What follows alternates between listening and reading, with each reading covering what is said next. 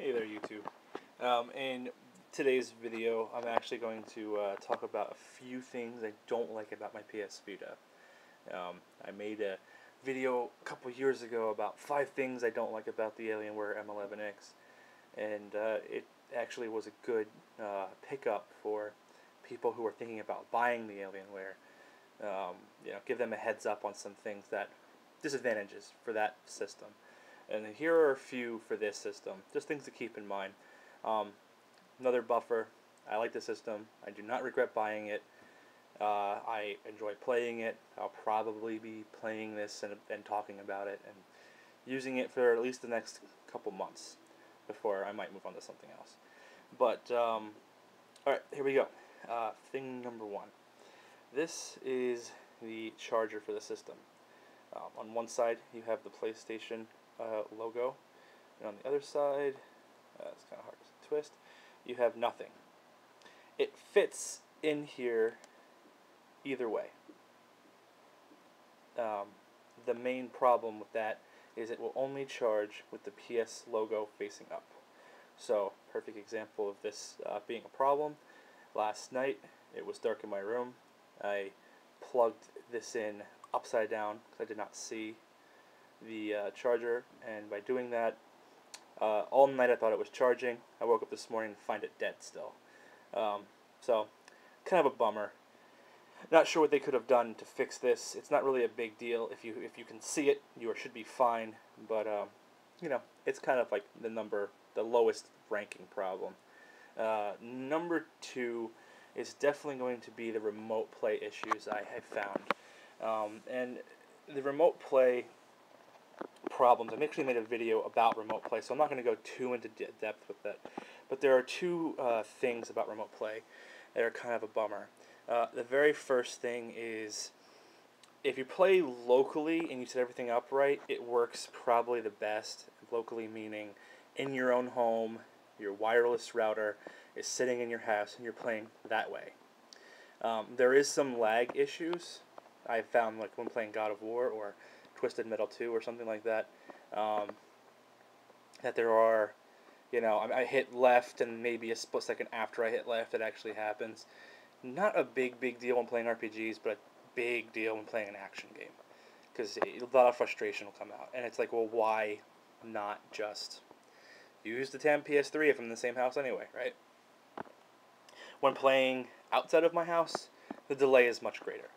Number 2 with the remote play is, at home, my PS3 is not turned on.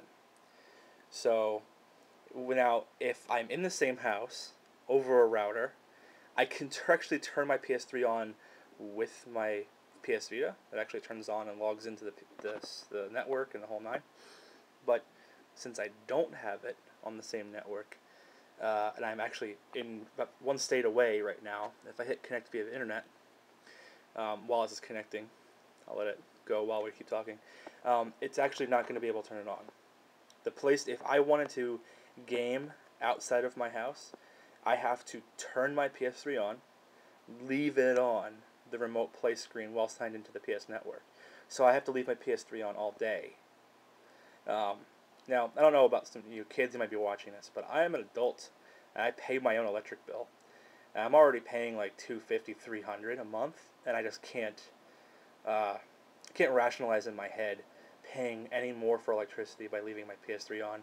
And I'm kind of worried about overheating issues. I probably shouldn't have to worry about that, but it is a concern in the back of my mind. Hey, if I leave this thing on 24/7, am I going to burn out the system? And there we go. Could not connect to the PS3 system. Make sure it's turned on all day. Not going to do that. The next thing that I don't like about the system is the lack of R2 and L2 buttons. I went over this again in a different video, but I'm going to reiterate it here in this kind of compilation of things I don't like. There's a touchpad, if you don't own the system, on the back, which I currently have a case on, but it's there. Everything is in that square. That square actually comes off. And the way it works, let's say you're playing Twisted Metal 2, something like that, or something that requires the buttons. Here's your 1, and if you want number 2, you're actually touching the back of the system. It's very awkward there's a delay because it's touchscreen. And if you worked with any touchscreen games before, you know touchscreen are very temperamental.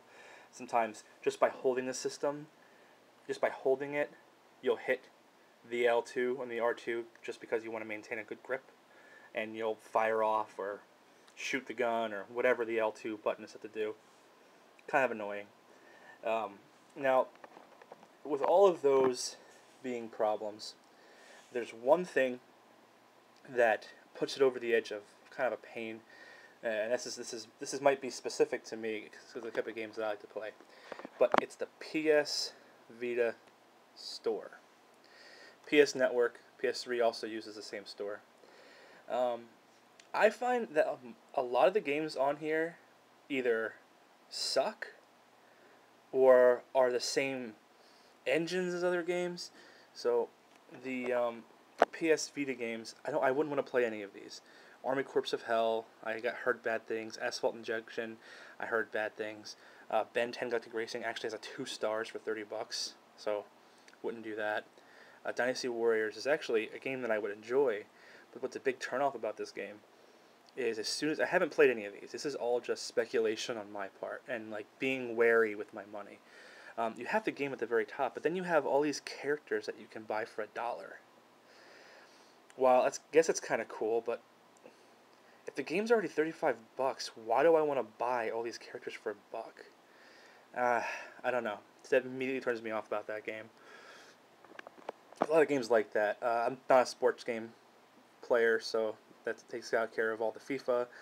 I'm not going to play Legos. I'm not going to spend $30 on a Tetris type game. Ninja Gaiden is always impossible to play for $30. I think I will wait until it comes down.